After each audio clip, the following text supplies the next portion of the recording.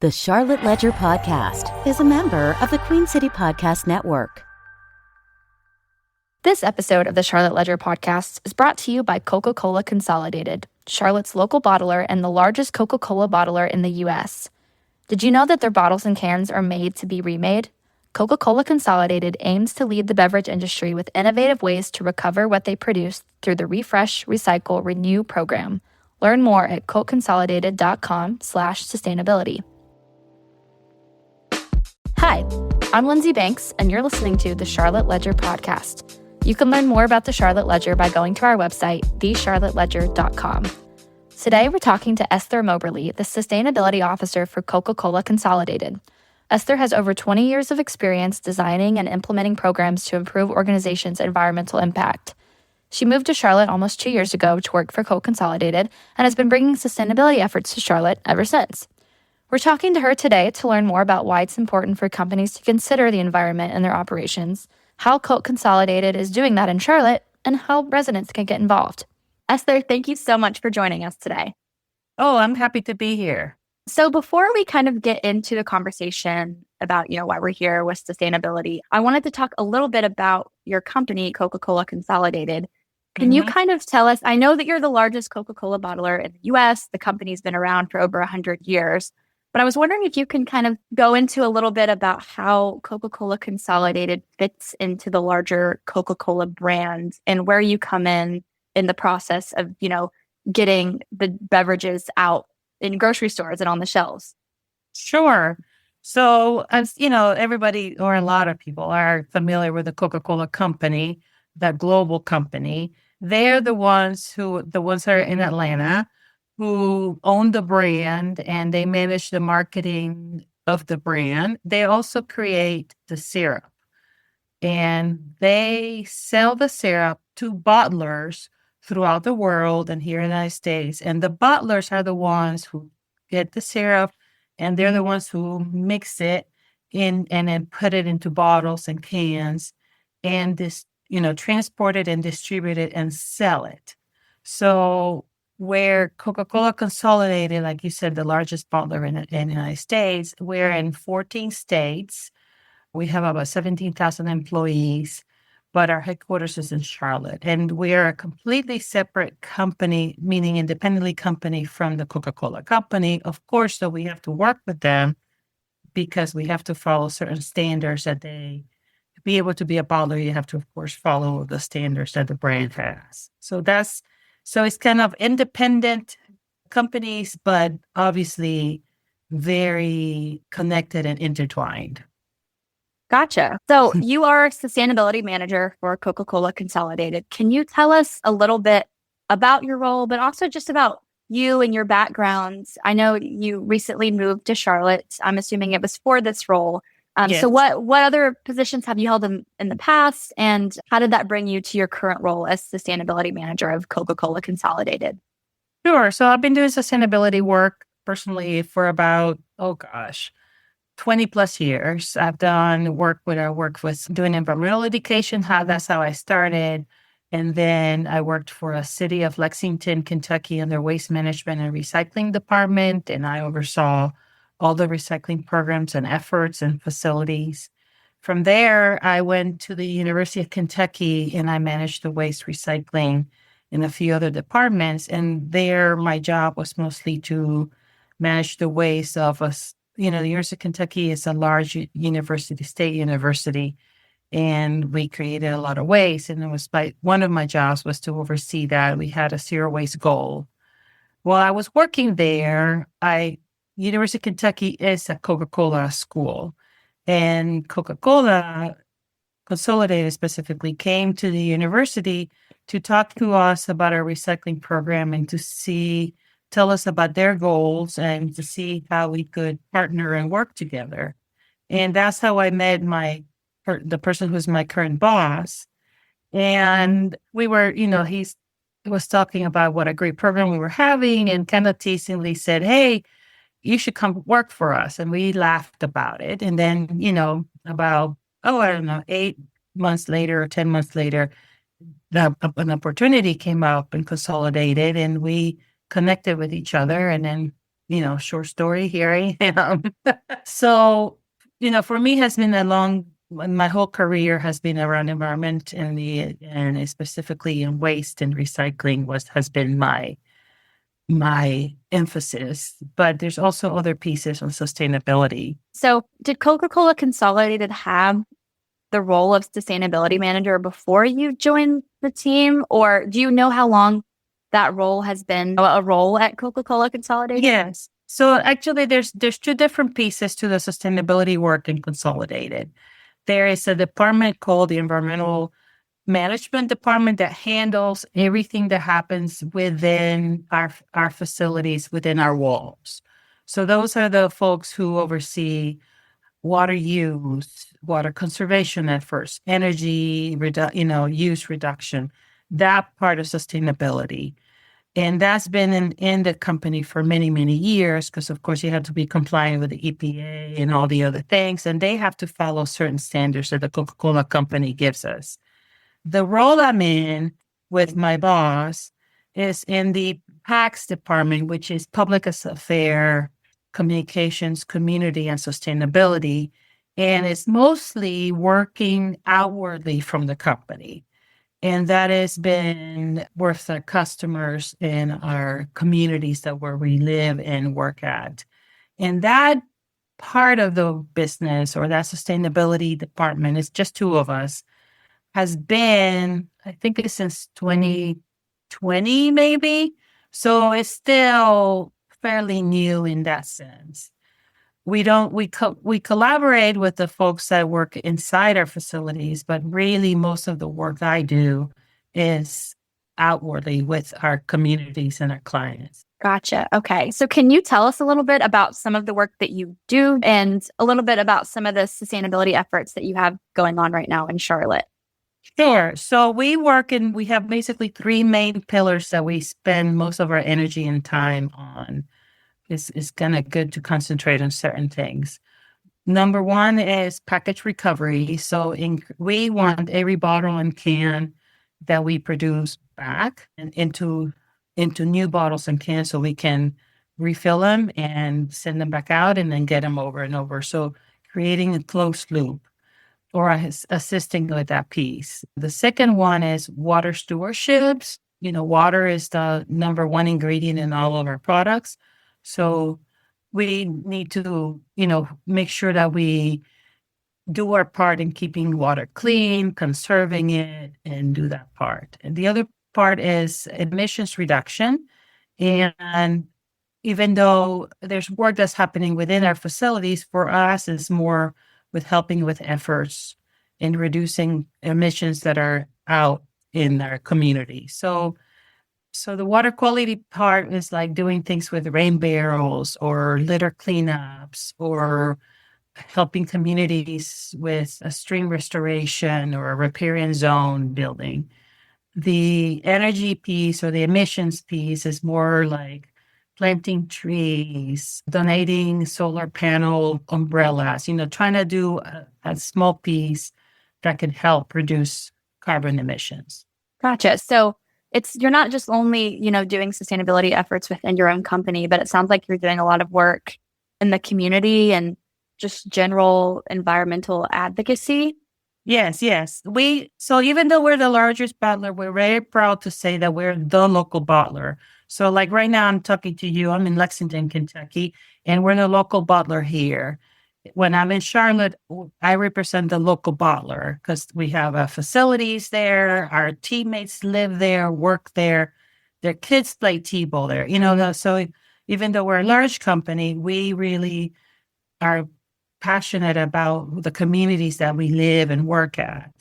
And that's where this piece of the work has come, where we want to have a role in helping the environment of the local communities where we're in. So that's where my role is.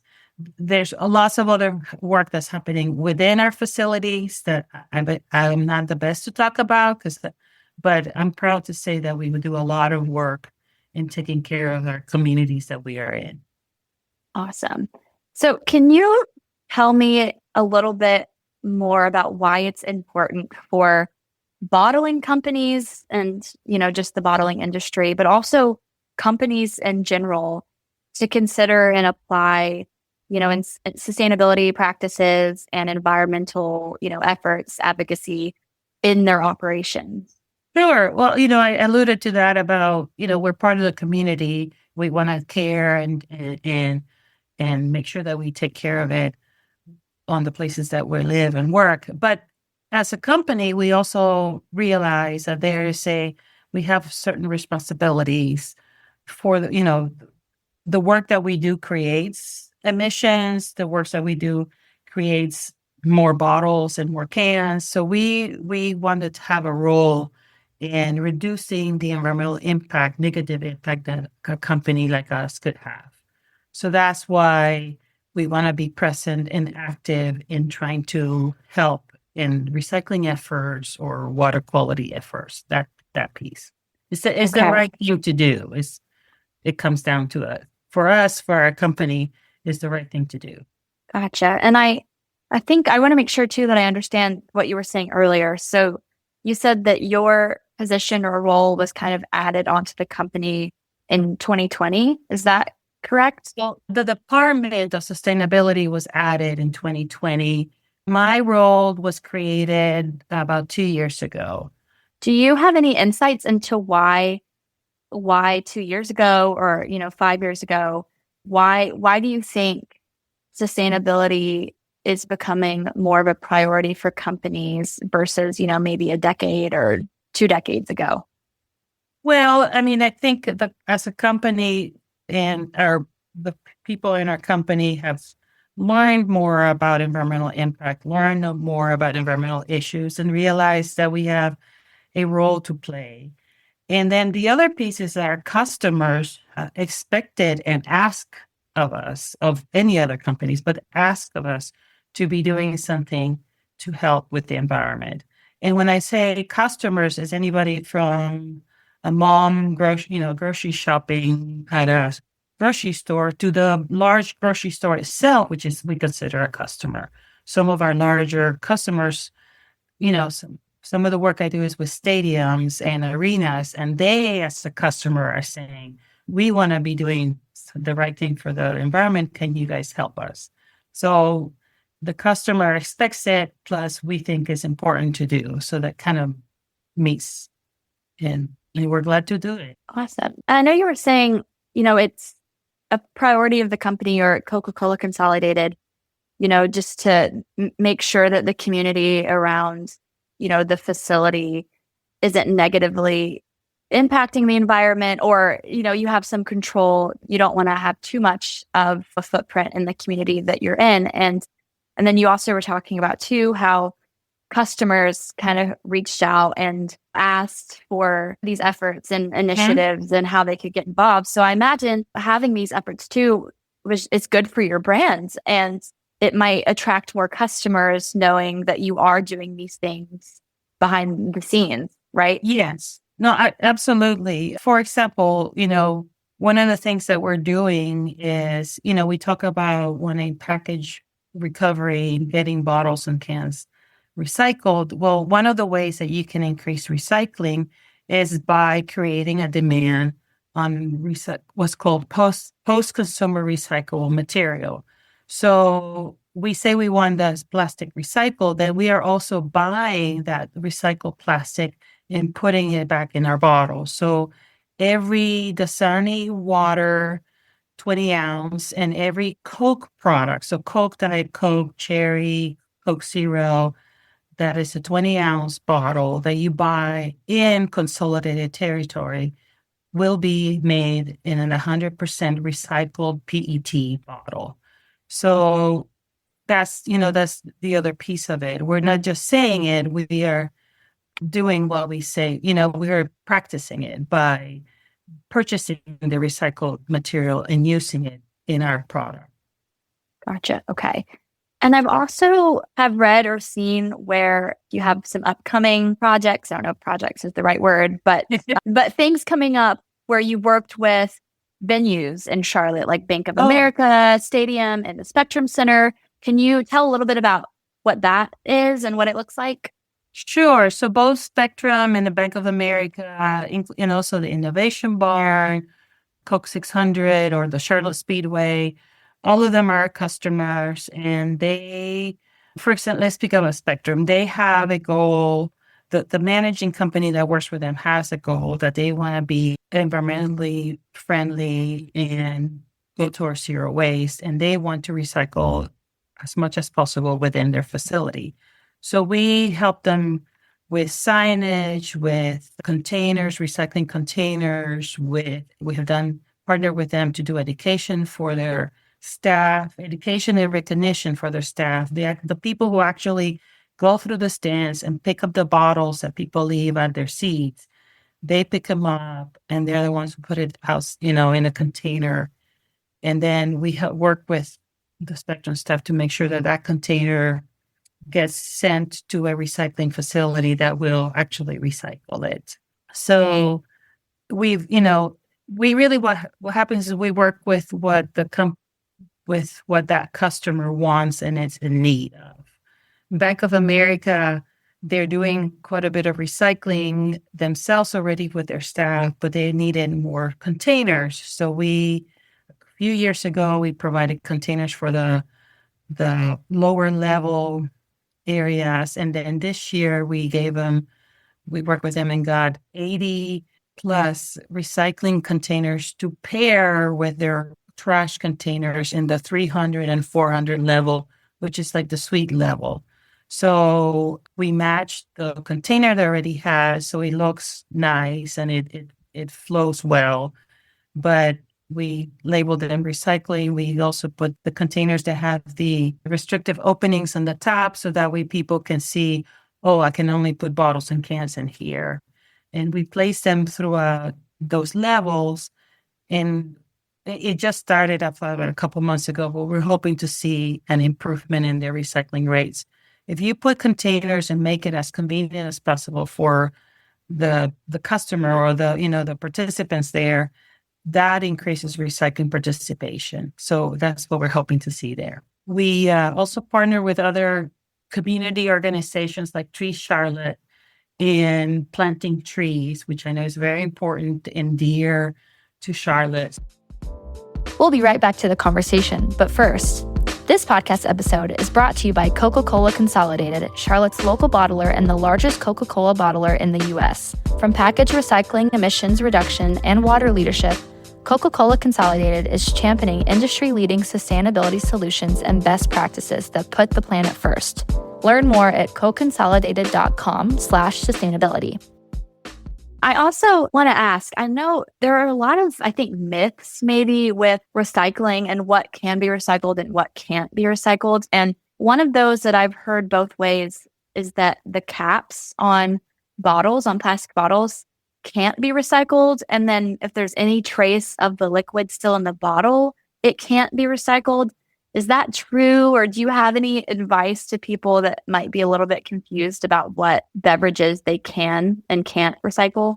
Yeah, absolutely. So recycling, unfortunately, has become very confusing in the United States. And the reason why is because different recycling centers, or what you call MRFs, accept different things. Recycling centers has the machinery to collect those caps and recycle them, and some don't. When the bottles get baled and sent to the company that will then shred them and make them into something new, they have ways of separating the caps or the plastics from the cap and the plastic from the bottle. So I would go ahead and recycle the bottle with the cap. Usually the recycling centers, we have like a flyer. The good news is that, at least for our products, PET bottles, or what you would call a number 1 plastic, if you look underneath the bottle, it will have a triangle with a number 1. It definitely needs to be a bottle-shaped kind of container. That is recyclable in about 90% of the recycling centers throughout the United States. And then aluminum is like the thing that it would be recycled almost 100% in all recycling centers. So what gets confusing is the other plastics, but at least PET bottles or number 1 bottles and aluminum is definitely recyclable in most places in the United States. And I did want to ask a little bit more about the emissions reductions efforts. we're in 2025 right now recording this podcast. And, a lot of researchers are saying that our climate is changing. So I know emissions reductions it's kind of a big concern I think a lot of people have, especially, with big companies that, are doing a lot of manufacturing and that kind of thing. And so I'm just curious if you could go in a little bit more detail about some of the emissions reduction practices that Coca-Cola is doing and maybe some, what or how other companies could replicate that, or if you have any advice or encouragement for other companies to invest in trying to reduce their emissions. Sure. So I'm not extremely versed on all the details of what we're doing in our facilities. I do know that we're working with a contractor that is helping us basically measure and capture all the data of all the energy that we're using in the bottling facility, in our transportation facility, in our call centers, all in the refrigeration piece. And they're also helping us identify the areas where we're wasting energy or areas that we can reduce it. And that is all happening in-house in all our facilities. For the general public, things, I know sometimes it just feels that is such a big problem that I don't have a personal impact to it, but that is incorrect. I would say, if you're at home, look at ways of reducing the energy that you're using at home, like turning the lights off when you leave a room. I know it's silly. That was what my dad used to do after, I left a room and he would turn the lights up behind me. But, sometimes those smaller actions are actually what could make a difference. Walk more instead of driving everywhere would be another one. If you can buy a vehicle that would use less gasoline, that would be great.